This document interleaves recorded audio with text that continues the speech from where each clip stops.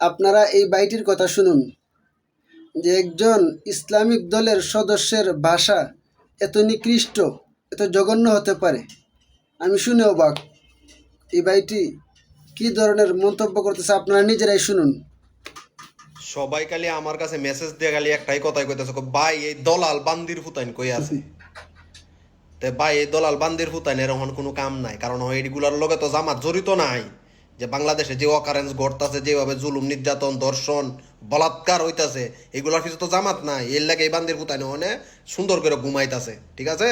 যখন দেখবেন আবার এই জামাত ইসলামের কোনো কিছু একটা বাইরিব, হ্যাঁ বাইরে পরে দেখবেন এই বান্দির ফুতাইন ফতুয়া লইয়া কারো হইছে।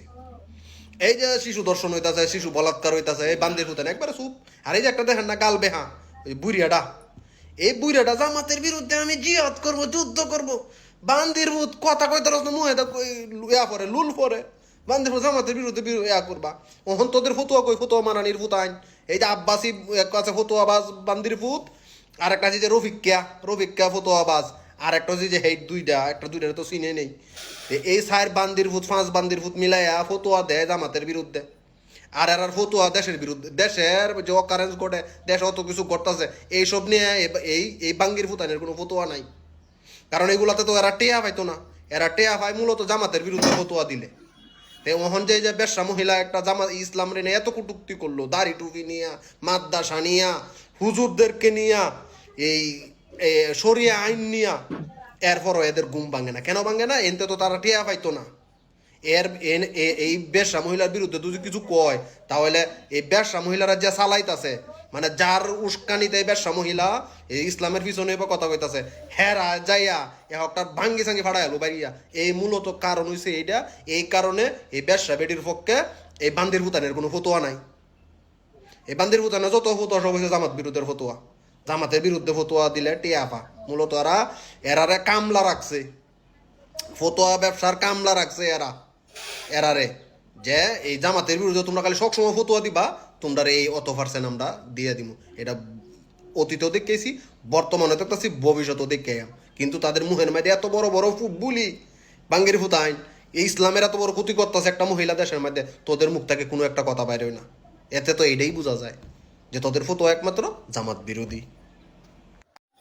আসসালামু আলাইকুম প্রিয় দেশবাসী, আজকে আপনাদের সামনে খুবই একটি গুরুত্বপূর্ণ ভিডিও নিয়ে আসছি। দেখেন, জামাতের এক ভাই কওমি আলেমদেরকে গালাগালি করে। জানি না এই গালাগালিটা ওনার পারিবারিক শিক্ষা দীক্ষা, নাকি প্রাতিষ্ঠানিক শিক্ষা দীক্ষা, নাকি ওনার জামাতে ইসলামের শিক্ষা দীক্ষা, ওনার কোন শিক্ষা দীক্ষা এটা জানি না। ফতোয়া দিয়েছেন অবশ্যই আলেমরা কুরআন হাদিসের ভিত্তিতে, এমনকি উসুলের ভিত্তিতে। কথা বলেন উসুলের ভিত্তিতে, আমরাও কথা বলি। এই গালাগালি এটা কোন অভ্যাস ভাই? একজন আলেমকে যে জামাতের বিরুদ্ধে শুধু ফতোয়া। এই কমির উলামায়ে কেরাম কি 2013 সালে শাপলা চত্বরে জীবন দেয় নাই, শহীদ হন নাই? কিসের জন্য শহীদ হয়েছিলেন? নিজের স্বার্থের জন্য, নবীর ইজ্জত রক্ষার জন্য।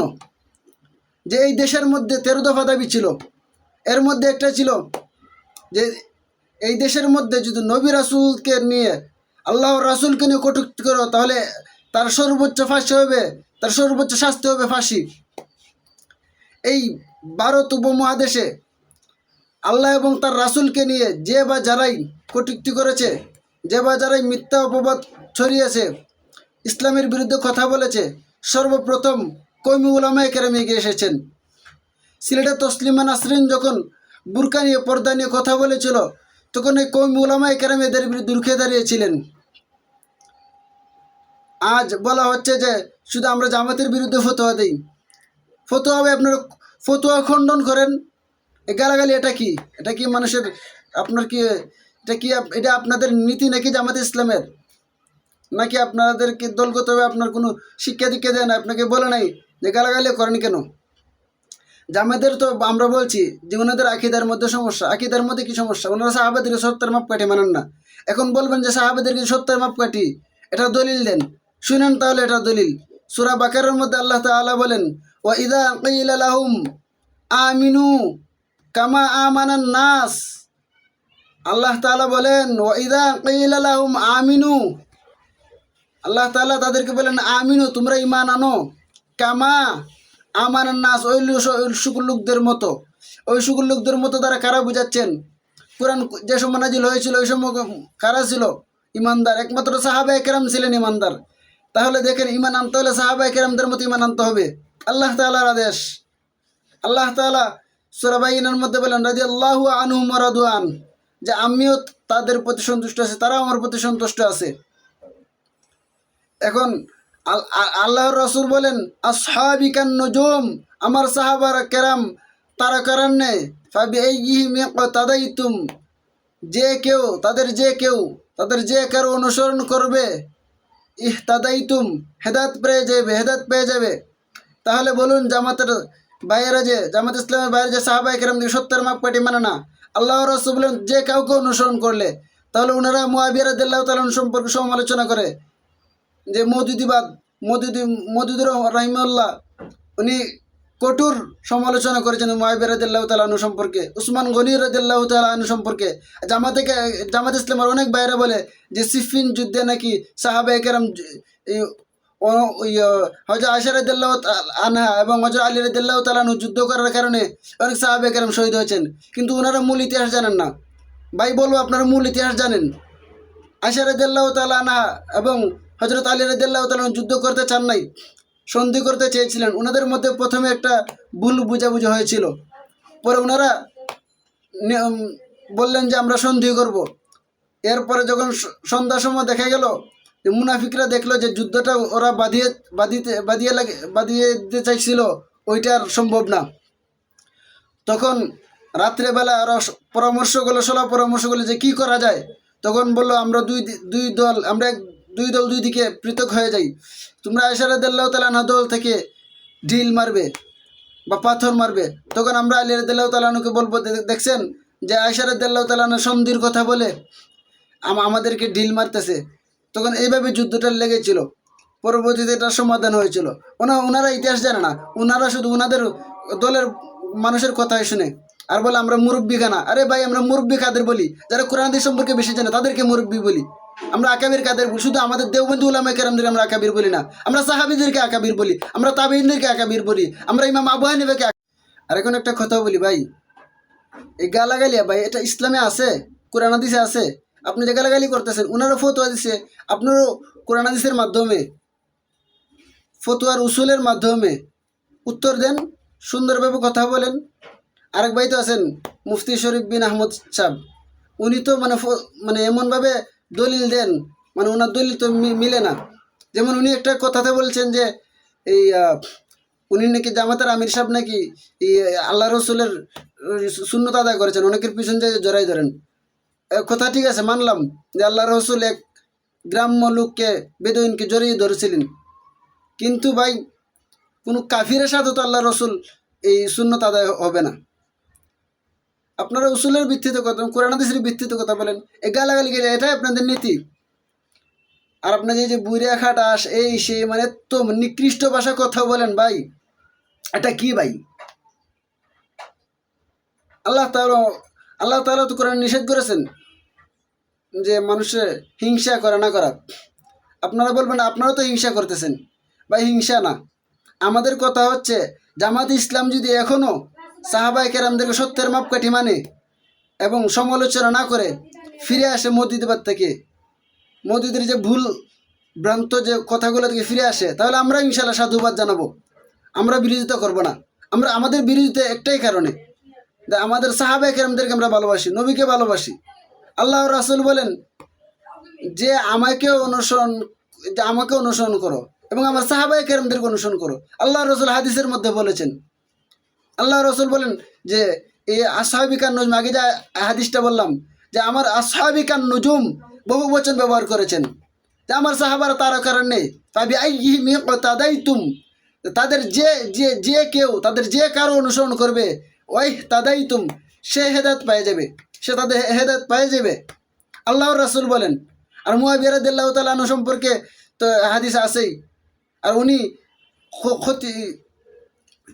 কাতিব ওহি লিখেছেন। এখন যদি আপনারা বলেন যে মুআবিয়া রাদিয়াল্লাহু তাআলা ভুল বা ওনার মধ্যে সমস্যা আছে, উনি ঠিক নেই, তাহলে তো কোরআনের অনেক আয়াত বাদ পড়ে যাবে। কারণ ওনার মাধ্যমে ওহি লেখা হয়েছিল, উনি কাতিব ওহি লেখক। সুতরাং ভাই, ভাষা সুন্দর করেন, কথা সুন্দর বলেন। আপনারা একজনে গালাগালি করলে যে আপনার ভালো হয়ে যাবেন জাতির কাছে, এমনটা না ভাই। কেন গালাগালি করেন? আপনারা তো মনে করেন যারা জামাত ইসলামের বড় বড় পর্যায়ে আছেন, যে জামাতের আমির সাহেব ডক্টর শফিকুর রহমান সাহেব,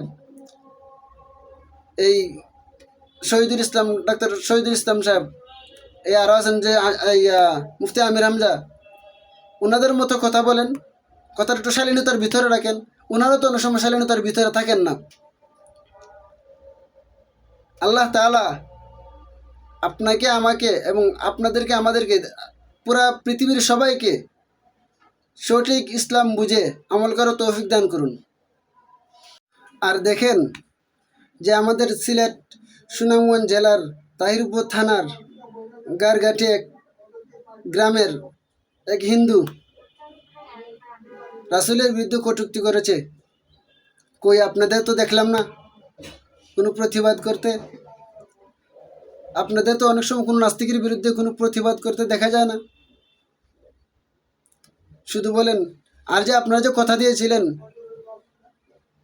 এই খতম নবুয়ত সম্মেলনে, যে আপনারা তো খতম নবুয়ত আন্দোলনের সমাবেশে আপনারা কথা দিয়েছিলেন যে আপনারা সংসদে গেলে যে কাদিয়ানীদেরকে মুসলিম ঘোষণা করার জন্য দাবি করবেন। কই আপনারা তো করলেন না, শুধু একজনই করলো, এই পিরজাদা হানজালা সাহেব। উনি তো আমাদের কওমি অঙ্গনের। আপনাদের মুখ থেকে তো কোনো কথা আসলো না।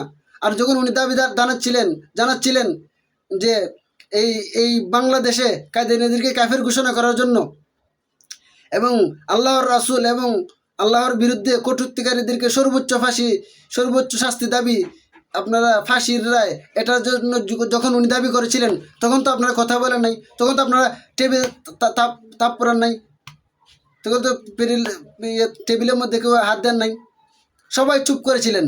কেন? আপনাদের ক্ষমতা দরকার। যদি আপনার ক্ষমতা নাই দরকার হতো, তাহলে যখন পিরজাদা হানজালা সাহেব এটা বলেছিলেন যে এই বাংলাদেশে কাদিয়ানীদেরকে অমুসলিম ঘোষণা করা হোক এবং আল্লাহ এবং তার রাসূলের কটূক্তিকারীদেরকে সর্বোচ্চ শাস্তি ফাঁসির রায় করা হোক, তখন আপনারা কেউ কোনো কথা বলেন নাই, শুধু বড় বড় কথা বলেন। আর একটা ছিলেন গালাগালি করা। এটা কি শিক্ষা ভাই? একটা ইসলামী দলের লোক হয়ে আপনার গালাগালি করেন, এটা কোন ধরনের ইসলাম আপনারা করেন? যে ইসলামী দলের মধ্যে গালাগালি শিক্ষা দেয়। আমাদের কওমি উলামায়ে কেরাম তো আপনাদের মতো এত খারাপ ভাষা, জঘন্য ভাষা, নিকৃষ্ট ভাষা গালাগালি করে না।